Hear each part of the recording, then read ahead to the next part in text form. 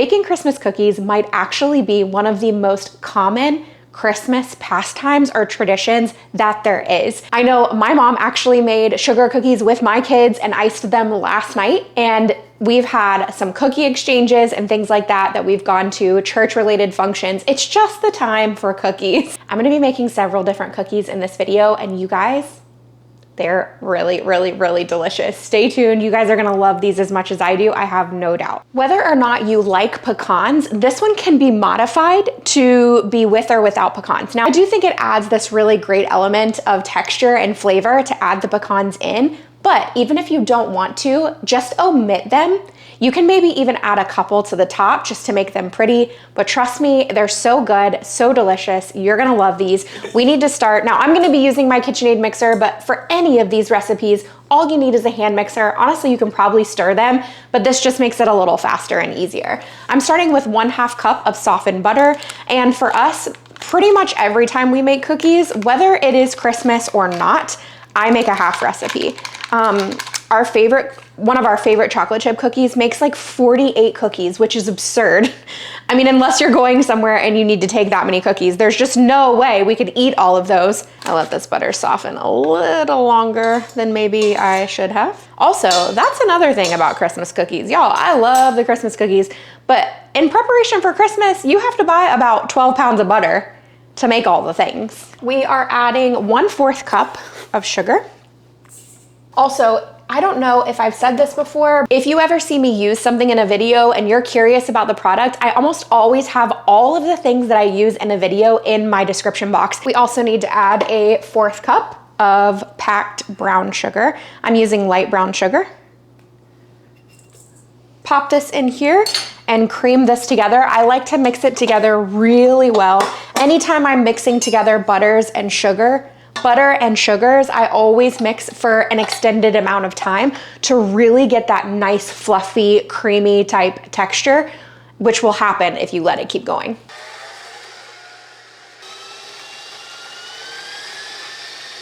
While my mixer is working, we're gonna take some pecans in a baggie here. We're gonna chop them up really finely. Obviously you can use a knife and do this, but the meat mallet and the little snack bag is just so fun. So that's the way we usually go about it. You need to end up with about a 1/4 cup. When I talk about the light, fluffy texture of that butter and sugar mixture, this is what I mean. It almost gets lighter in color because they're just mixing together. It's becoming like, I don't even know how to explain it. You know when you beat egg whites and they become like fluffy? That's what I'm looking for to a degree. I don't know the baking terms, guys. Because I'm making a half recipe, it requires 1/2 of an egg. Not super easy to do. So we have whisked together 1 egg, and I believe my next recipe also requires 1/2 of an egg. So we'll save the other 1/2 for that. Okay, so 1/2-ish of an egg. This is actually a recipe that I think would be delicious to sub out your vanilla extract and do your almond extract. If this is your first time here, we often use almond extract instead of vanilla extract because it just adds this different element of flavor that is so delicious. But I actually am out of almond extract right now. Kind of disappointing because it would be really good. Add a 1/2 teaspoon of vanilla extract. We need to add flour. This one is full, I just refilled it. Add 1 cup. Just a 1/4 teaspoon of baking soda. And you guys know normally I'll use my sifter and sift in baking soda. It's in the dishwasher right now, so we're gonna just hope that I don't get any clumps. I'm gonna look through a little bit, kind of do one of these numbers, checking to make sure there's no clumps. I need a small sifter, one that I don't have to pass everything through. Let's add just a pinch of salt, and it's really like a 1/4 teaspoon, maybe even a little less. Take those pecans that we chopped up and add those in as well. Let's mix this stuff together. Get all the extra dough off of here. And we're gonna cover this and just let it refrigerate for about 30 minutes. And then we'll come back and bake all of these cookies. I just realized that I need my mixing bowl for the next recipe. So we're gonna transfer the dough here into a bowl that can go into the fridge. Normally I would lay parchment paper down, but I just got home from the store and then got home and realized we were out of parchment paper. Doesn't that always happen? I also just turned on my oven, 350 degrees, which I almost set to 530 degrees, which obviously would have been disastrous. Let's pull this dough out of the refrigerator and get them here onto the cookie sheet. I'm gonna use my cookie scoop, which is a 1.5 tablespoon scoop. I'm looking for like 1 inch balls of dough, which this works out really perfect. I think this is my favorite size cookie scoop. I've had other ones before. This is the one that tops them all, in my opinion. So I'm just gonna take this out and just make scoops. You can roll them into a ball as well. This makes them flat on the bottom just because I scrape it along the side of the bowl. I'm gonna leave just about 1 inch of space in between each one just for the spreading of the cookie. You guys are really all about the holiday treats this year. Just judging from the views on my YouTube channel, you guys seem to really be making a lot of holiday treats. And I'm so curious, like what do you make the treats for? Is it for family that comes over? Is it for work events? Is it for neighbors and friends? How do you use these treats? I'm just curious what your most common use is for cookies and holiday treats. Also, if you haven't seen my other holiday treats videos, oh, you're missing out. You gotta check them out. All right, friends, once my oven is completely heated to 350, these are going to bake for about 10 minutes. I feel like this one needs a little help with the shape. For our frosting for these pecan cookies, I'm gonna add in some brown sugar here to my pot that I just spilled some, what's it called? Powdered sugar in. We need about a 1/2 cup of packed brown sugar. Mix in about a 1/4 cup of milk, and we're gonna heat that together. We want to combine this well, get that sugar all dissolved into that milk, bringing it to a boil. You can see that it's boiling here. Just a couple more minutes. We're gonna take this off the heat. Everything is well combined. Come over here and add about a 1/2 tablespoon of butter and mix that together and combine that together well. Let that butter melt in there. We have 1 cup of powdered sugar. Now whisk this powdered sugar in here. And now it might seem thin at first, but it will thicken up just kind of as it sits. So you can add more powdered sugar if you feel like it really needs it, but just be aware of that. I actually probably should have sifted this powdered sugar. Kind of have to continue to whisk this icing, but we're gonna add about a tablespoon of icing to the top of each cookie. I don't typically use this type of spoon on my pots and pans. I'm a little nervous. Now on some of these, I'm gonna place a whole pecan, like so. I need to get a silicone spatula because I'm really nervous about scraping my pans. To the top. On some of these, I'm gonna take some of these little sprinkles, or the little pieces that I've crushed, and do that instead of the tabs, just because I think it looks pretty with that mixture. I did it before all the frosting completely hardened up. I think we're good. Other than this one, I'm gonna see, what will it look like if I just add a little bit more? Not good, not pretty. We're gonna leave it just like that. So I'm gonna try a little one here, but I wanna get some icing. Oh, there we go. That is a good cookie. I don't know if I've ever said it here before, but even when a recipe calls for unsalted butter, I use salted butter because I like a salty flavor. You guys know you've heard me say it here before that I prefer salty over sweet. This is so good because there's a little hint of saltiness to the actual cookie, but then the really sweet balance of the icing. This is a great cookie. And I like nuts. I don't have an issue with them at all, but like this is, wow, that's a really good cookie. That is delicious. If you're ready to make some of the easiest cookies ever, stay with me because these little snowball cookies are so crazy easy. You need 1 stick of softened butter, or 1/2 cup. The first thing we're gonna do is cream that butter until it gets nice and fluffy.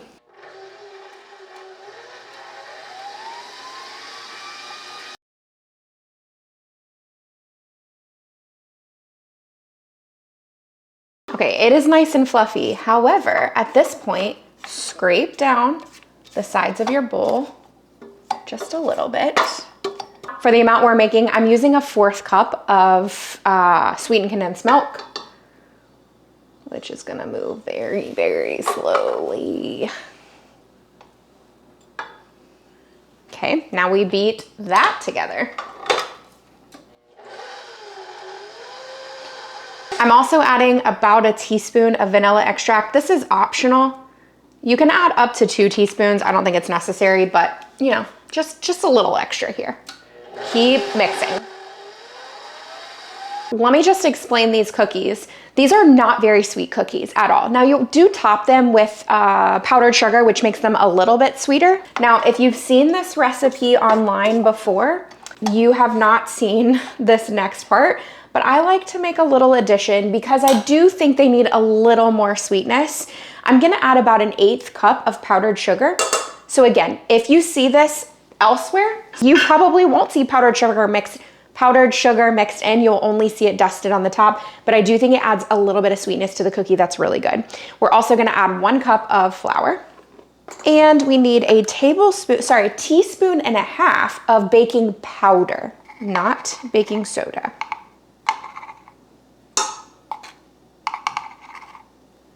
Now we want to mix this together.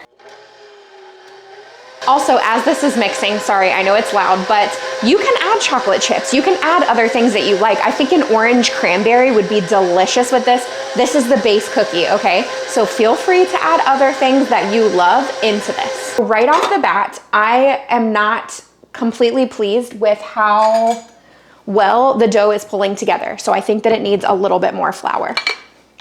So we're gonna add in another maybe a little more than an 1/8 cup or so, just a few tablespoons. That's usually what I do. A couple tablespoons at a time. I want the dough to pull together. This is so much better because it's no longer sticking to the side, which is what you're looking for. Again, using my cookie scoop, we are going to scoop, oh, let me just spray this because I don't have any parchment paper, like I said. Leave a little bit of room. They shouldn't spread too much if we made it right. This is probably why baking is scarier to me than cooking, because it seems like every time I cook something, there's a way to fix it. If something collapses in the oven while baking, I feel like there's no coming back from that. It just is what it is. You just have to deal with it or start over. I love how simple these are and how few ingredients there are in these. It makes it so easy, especially if you need a last minute cookie. The dough doesn't even have to chill in the fridge. So you can literally throw these together and have them ready and available if you just need a quick little treat. Maybe somebody's coming over. They actually look really pretty too once you dust them with that powdered sugar. They look like little snowballs, so they're fun. That's too close. Move apart, there we go. These are gonna bake at 320 degrees for right at 12 minutes. Pop these in, then we'll take them out and let them cool. And then we get to dust them with the powdered sugar, and they're so cute. We've got our snowball cookies. Let's sprinkle them with some powdered sugar. Just makes them even prettier. I've grouped them together to avoid the mess all over the counter, but it made no difference. Now we can just transfer these to a cute serving platter, and they look like little snowballs. Look how cute.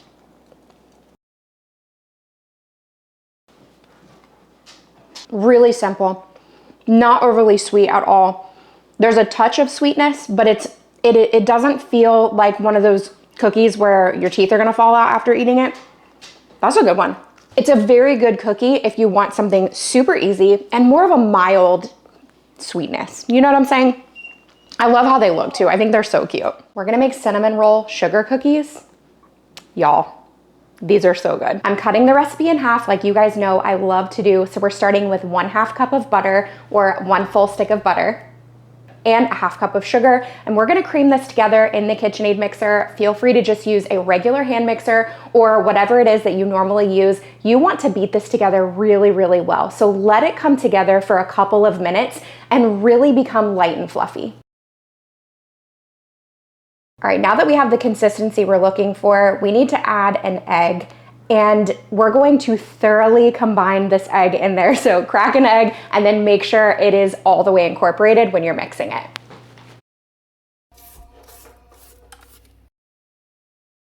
after the egg is completely mixed in, we're adding a 1/2 tablespoon of vanilla extract. You could also use almond extract if that's what you want. It'll change up the flavor of the cookie quite a bit, but it's very good that way. We wanna make sure all of this is mixed together really well.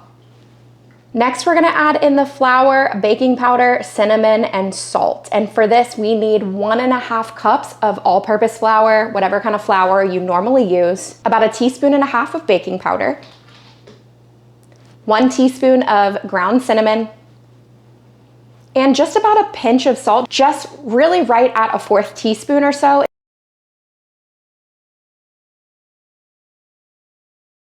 All right, so you're gonna let this mix together really well until you have a nice firm consistency. The cookies are gonna pull away from the sides of the bowl and it's gonna firm up and make a really nice firm dough.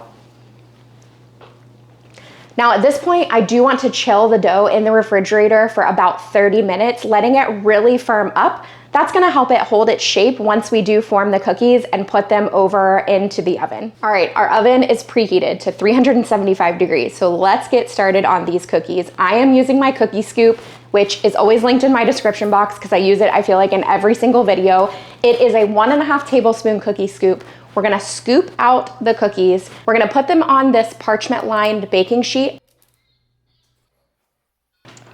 And then I'm gonna take a glass, just a glass from my pantry, and smash the cookie down so that it becomes uniform and flat. So we're looking around a 1/2 inch thickness or so. You can really use anything that has a flat bottom that you can press into the cookie. These are gonna bake for around 8 to 10 minutes. Watch them, make sure you don't overdo it. These are not gonna get that golden brown color. They're really kind of staying the light color. You want them to be done so they hold their shape, but you don't wanna overdo it. So just make sure you watch these. All right, so as soon as these come out of the oven, we are transferring to a cooling rack. I'm just gonna slide the parchment paper over to the cooling rack and let these cool, and we'll get started on our frosting. We want to make sure that we wait to frost these cookies after the cookies cool down. For the frosting, we are going to mix together 2 ounces of cream cheese, about 4 tablespoons of butter. I always use salted, but feel free to use unsalted if that's your preference. Approximately 1 1/4 cups of powdered sugar,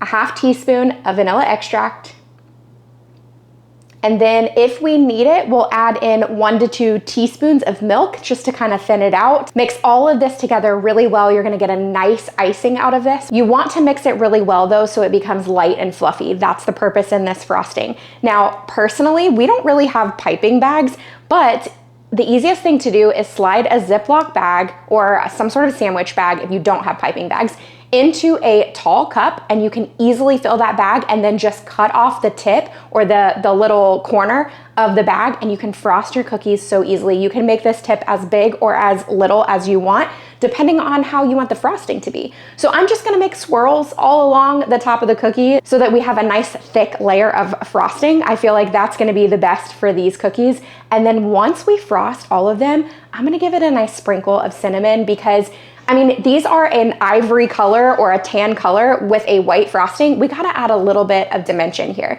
So just add a little bit of cinnamon and they're gonna be so good. Now I do wanna set these out for a little bit so the frosting can harden up just a bit before we store them in a container. These are so delicious, friends.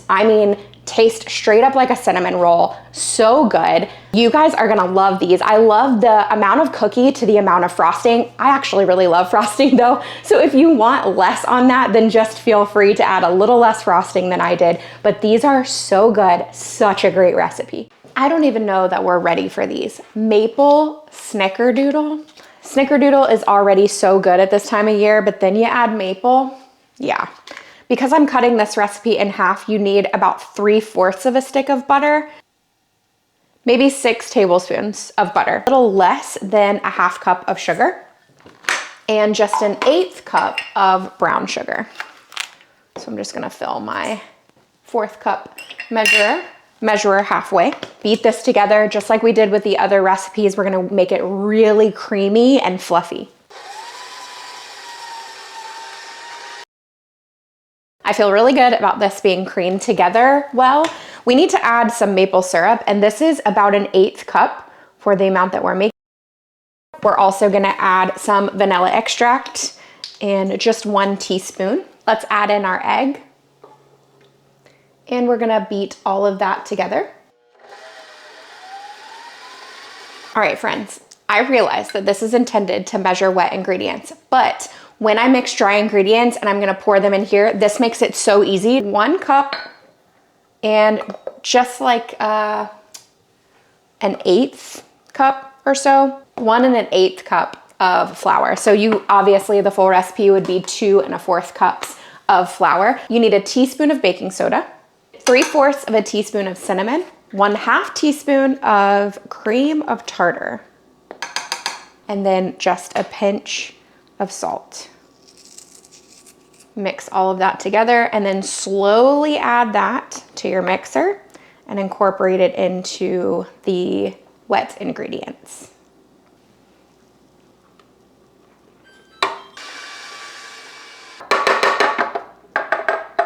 Okay, I'm gonna scrape the sides a little bit. It's coming together nicely, but I do feel like there's some at the top here that is sticking. Now, same with this, I'm gonna have to pull this into another bowl because I need my mixing bowl again. This is going to chill in the refrigerator for about an hour before we take it out and bake the cookies. For these maple snickerdoodles, this dough has been in the refrigerator for about an hour. I'm going to take my cookie scoop, shape a ball-ish, roll it around in a cinnamon sugar mixture. So just make up cinnamon and sugar, about a 1/4 cup of sugar to a teaspoon of cinnamon.